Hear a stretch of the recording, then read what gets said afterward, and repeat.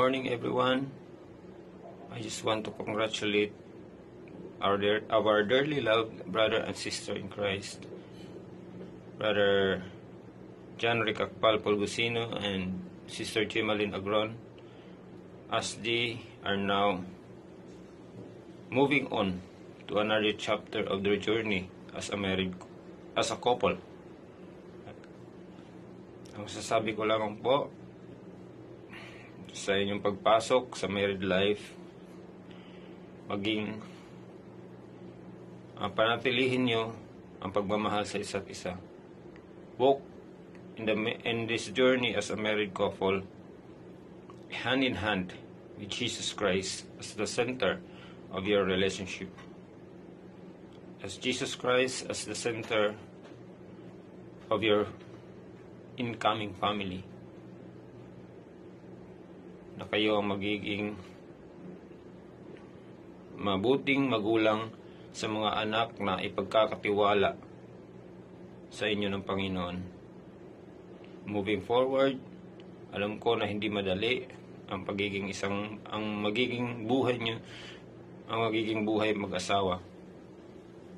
Tulad ng mga pinagdaanan ko, ngunit subalit datapwat patuloy na manatili kayo sa presensya ng ating Panginoong Jesucristo.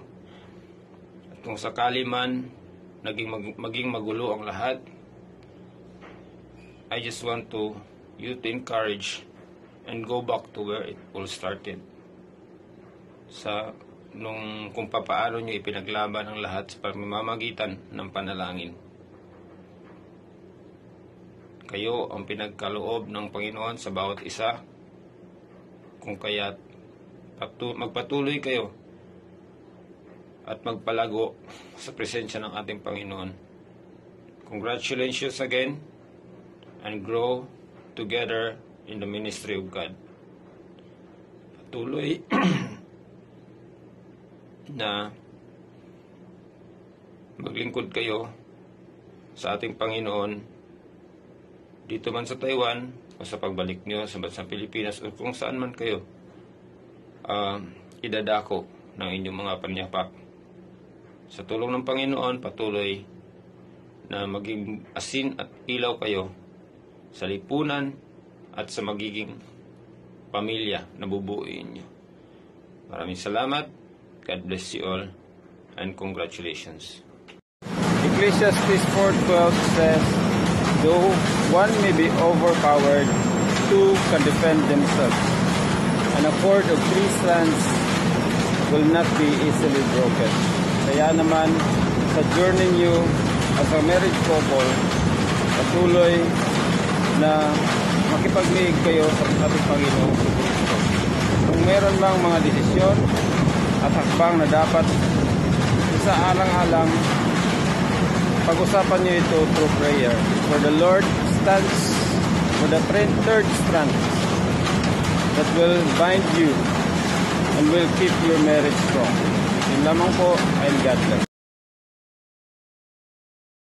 Po everyone, ako po ay masaya ngayong araw na to at ang aking kapatid na si Bro John Ray at si Sister Chimalyn ay magsasama na bilang mag-asawa.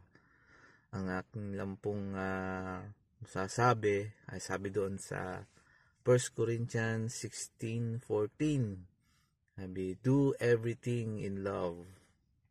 So, ang pagiging mag-asawa po ay hindi madali. Hindi madali, pero ito ay masaya. So, may mga challenges na darating sa ating buhay bilang maging mag-asawa, pero ang akin pong natutunan ay sa bawat challenges na yon na aming napagdaanan bilang mag-asawa ay ng aking misis ay nandun yung tulungan namin sa isa't isa, kasi nga mahal namin yung isa't isa kahit may pagkukulang, nandun yung suportahan namin.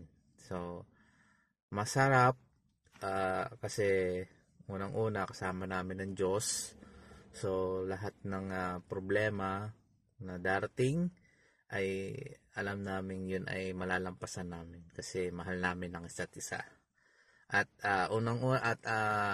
pinaka-importante din ay yung meron tayong Jesus sa ating relationship sa Lord. Alam ko na kayong dalawa ay ang Diyos ang